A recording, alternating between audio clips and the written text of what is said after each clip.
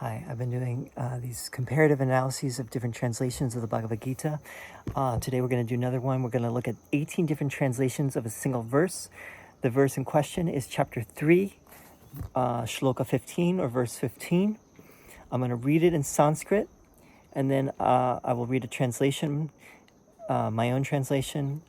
And what I thought I would do is today do it a little differently. I'll read it at the beginning, and then at the end we'll see if anything, if my translation could be tweaked a little bit based on what we've read.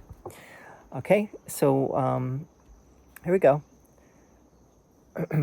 Chapter 3, verse 15. Karma brahmodbhavam viddhi brahmākṣhara-samudbhavam tasmāt sarva-gataṁ brahma nityam yajñe pratiṣhṭhitam. Know, viddhi, that ritual action, karma, originates in Brahman, brahmodbhavaṁ. Being born from the imperishable Brahman, brahmākṣhara-samudbhavam. Therefore, tasmāt, the all-pervading Brahman, sarva-gataṁ Brahma, is eternally established, pratiṣhṭhitam, in sacrifice, yajñe. I'm just going to read it in English now. Know that ritual action originates in Brahman, being born from the imperishable Brahman. Therefore, the all-pervading Brahman is eternally established in sacrifice. Okay? Now, what are the issues with this? So, karma originates in Brahman. Brahman is the absolute. Brahman is called akṣhara, meaning imperishable. And also all-pervading, or sometimes omniscient or all-pervading. Therefore, Brahman is established, pratiṣhṭhitam, if that is the best translation, in sacrifice. So whenever you do the sacrifice, you are,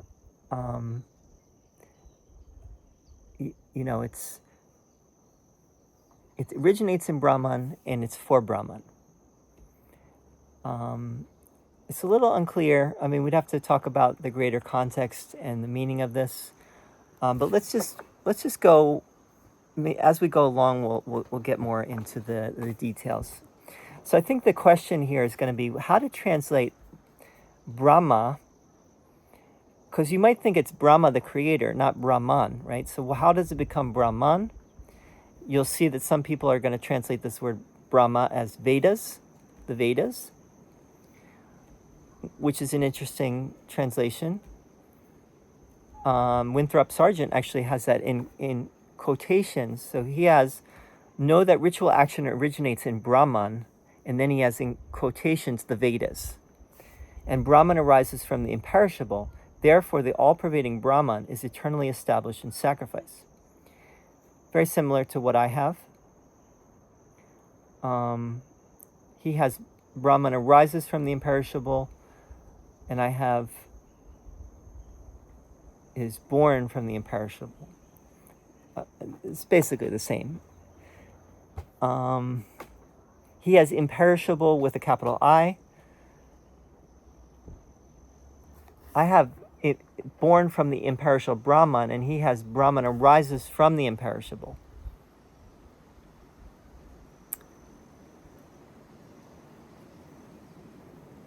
Brahmākṣhara. It's a question, right? Maybe he knows something I don't. He probably knows something I don't. But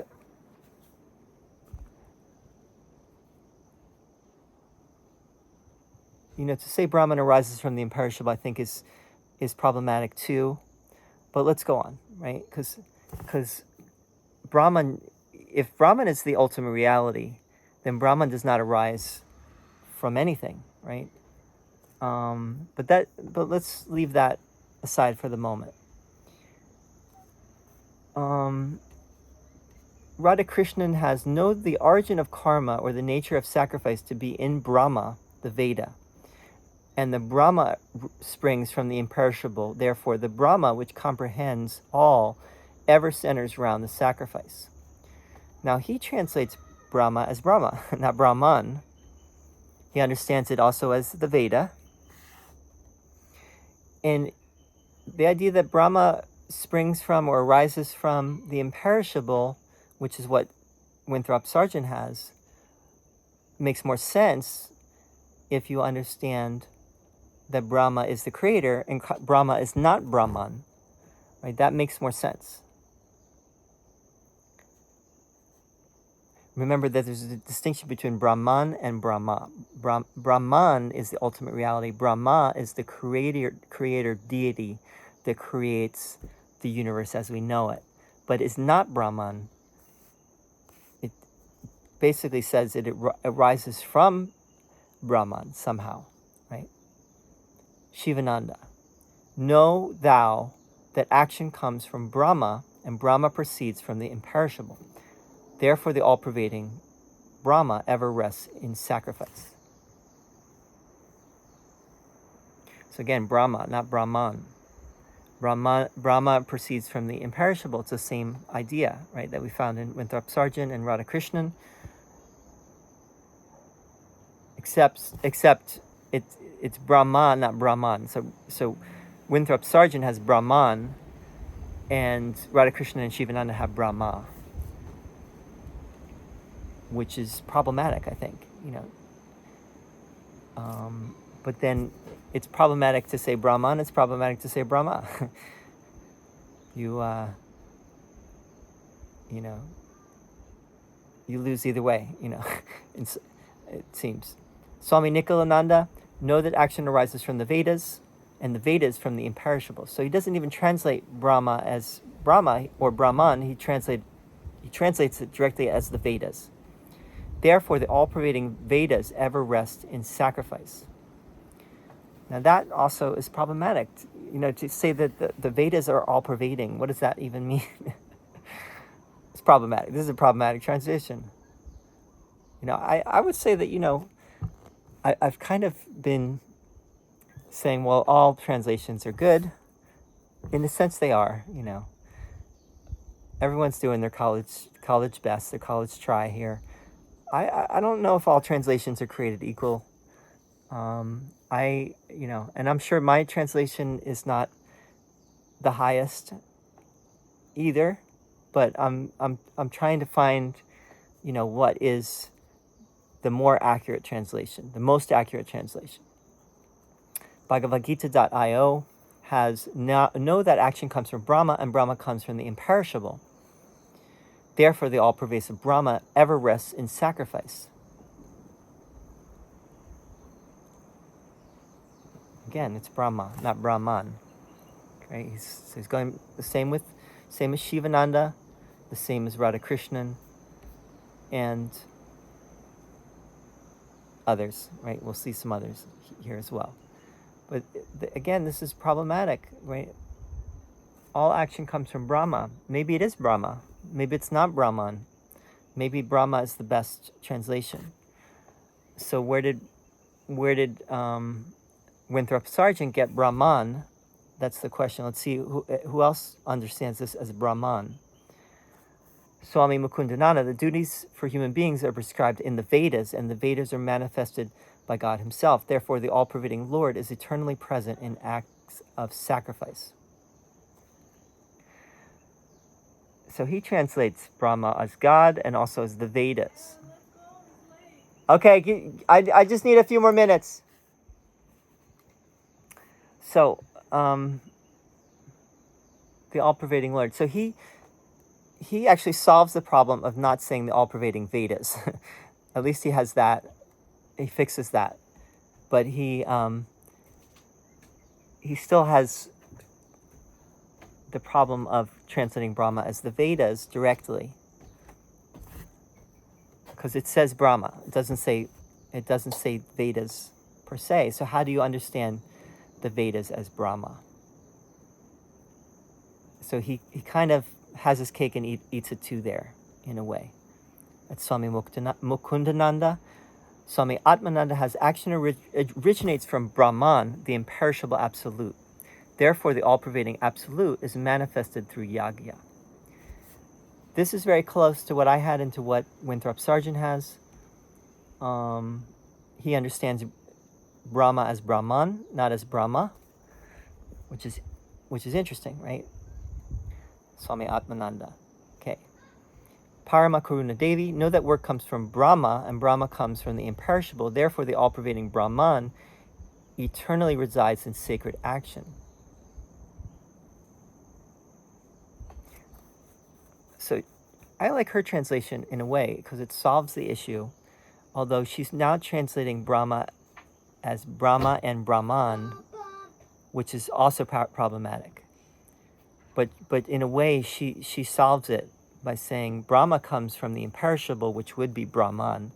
Therefore, the all-pervading Brahman eternally resides in sacred action. So it's setting up, it's saying work comes from Brahma, and Brahma comes from Brahman. Therefore, action, sacred ritual comes from Brahman. Right? So this is an interesting translation. It's maybe getting closer to the truth of what it's saying. And we might have to look at her commentary to really understand. Sri Purohit Swami says, all action originates in the Supreme Spirit, which is imperishable, and in sacrificial action, the all-pervading Spirit is consciously present. So he gets around translating it as Brahman or Brahma. He says the Supreme Spirit, which I guess would mean Brahman, because Brahman is understood as the Supreme. So it's not a bad translation either. It's getting, I think, maybe closer. Eknath Iswaran, let's see what he has to say, because he has a very good translation. His translation tends to be more poetic and more loose, more free. Every selfless act, Arjuna, is born from Brahman, the eternal infinite Godhead. Brahman is present in every act of service. Okay.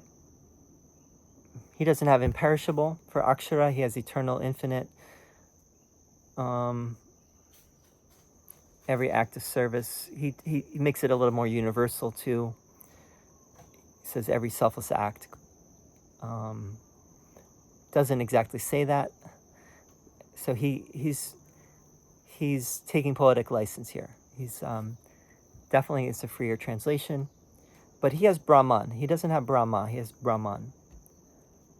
Srila Prabhupada. Regulated activities are prescribed in the Vedas, and the Vedas are directly manifested from the Supreme Personality of Godhead. So he's understanding Brahman as the Supreme Personality of Godhead. Whereas we just looked at a verse yesterday where he said that the Supreme Personality, that Brahman is subordinate to the Supreme Personality, which is Krishna. Now, which is it? I think he might be contradicting himself. We'd have to look at this. Consequently, the all-pervading transcendence is eternally situated in acts of sacrifice. So that makes sense, but the first part of it is a little dicey, I would say.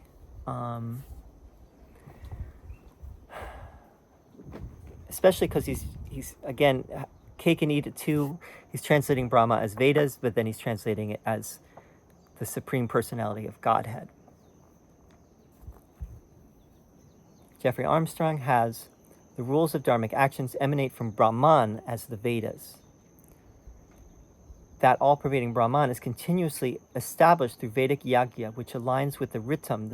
He adds this. Therefore, the immortal Brahman is perpetually manifesting within Prakriti through the performance of yajña. So he added a few things there, but he has Brahman, right, and the Vedas, the connection between Brahman and the Vedas. He doesn't have Brahma. And the Vedic yajña, right, is... So, in a way, he's also... Jeffrey Armstrong is definitely, I think, getting closer as well.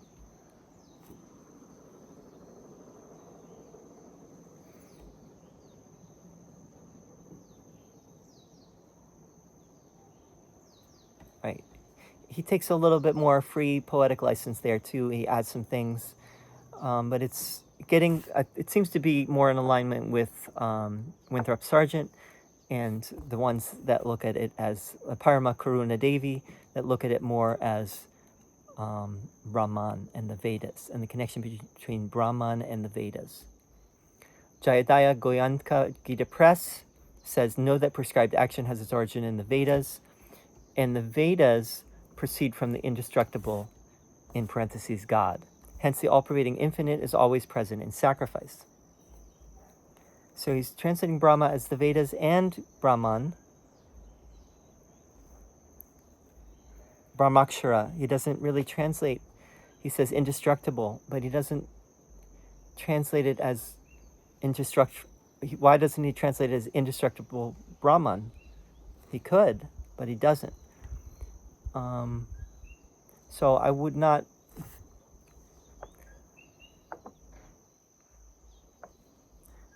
Yeah, but it's okay because he's translating it. He's still translating it.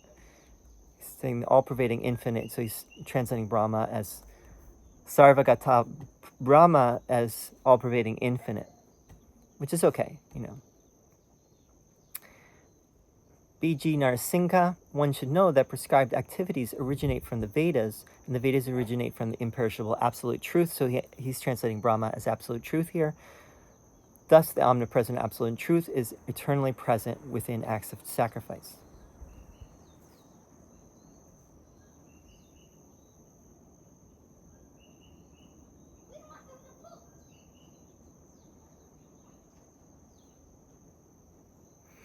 Okay, he still has a problem, though, of translating Vedas, Brahma as Vedas. This is a mystery, right? So this is another one that's it's like, and that's why all these are different. These are all have different translations of the same thing.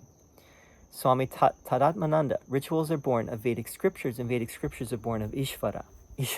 Ishvara, what? Therefore, the eternal Vedas always abide in sacrifice. So how does he get Ishvara from Brahma? I don't know. That's a little confusing. Unless you understand that Ishvara is Brahma, then that makes sense. But he's not really translating it exactly. And then he translates Brahma again as eternal Vedas, sarva-gataṁ, Brahma as eternal Vedas.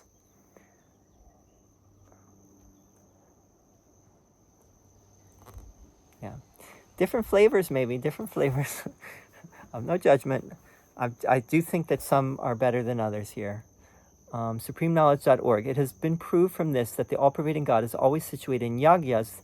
That is, after accepting the partake of yajña, the giver of fruits is also the Purna Brahm only.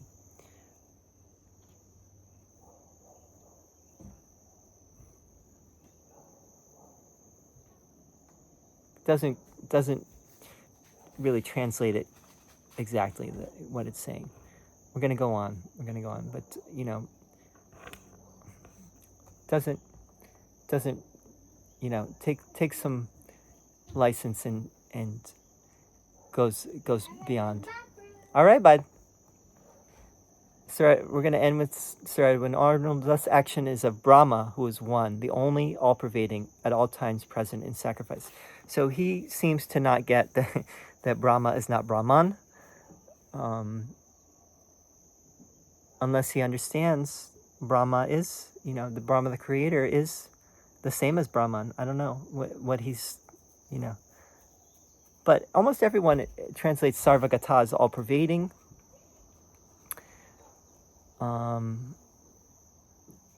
It's either Brahma or Brahman. Which is it? Is it Brahma or is it Brahman? Okay, so let's go back to the beginning. I said we were going to maybe tweak this a little based on what we've talked about.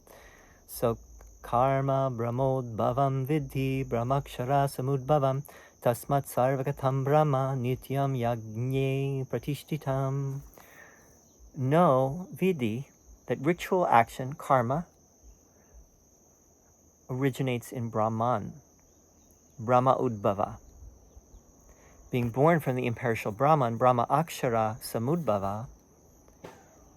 Therefore, tasmāt, the all-pervading Brahman, sarva-gata Brahma, is eternally established. Pratiṣhṭhita. Does it say eternally? Yeah, it does say nitya pratiṣhṭhita. That was what was missing. Nitya is usually translated as eternally, pratiṣhṭhita, in sacrifice, yajñe, in Vedic sacrifice.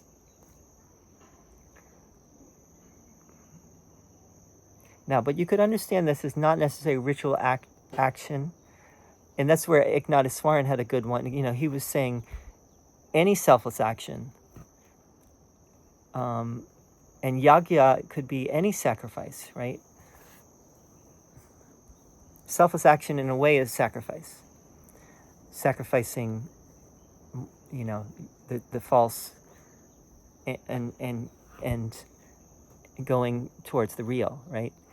So you could understand that this not so provincially, in other words, that it's not just the Vedic sacrifice and not just ritual action, but we're talking about selfless action. So I like Eknatheswaran's in that sense.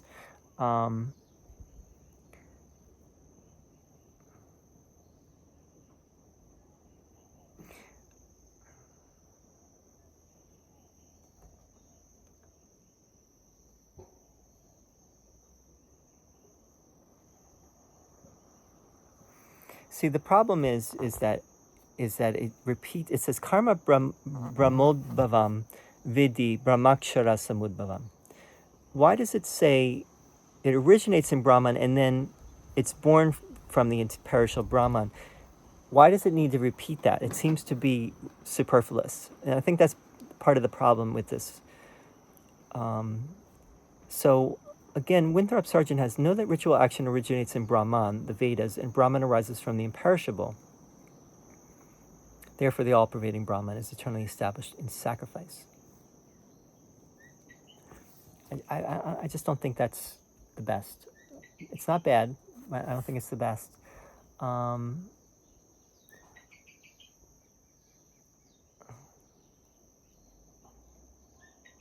We might just want to change karma to not to ritual action, but selfless action, or action. The action originates in Brahman, being born from the imperishable Brahman.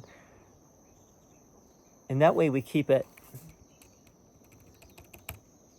That way we keep it more universal, like Eknatheswaran, right? That way, if we say ritual action, then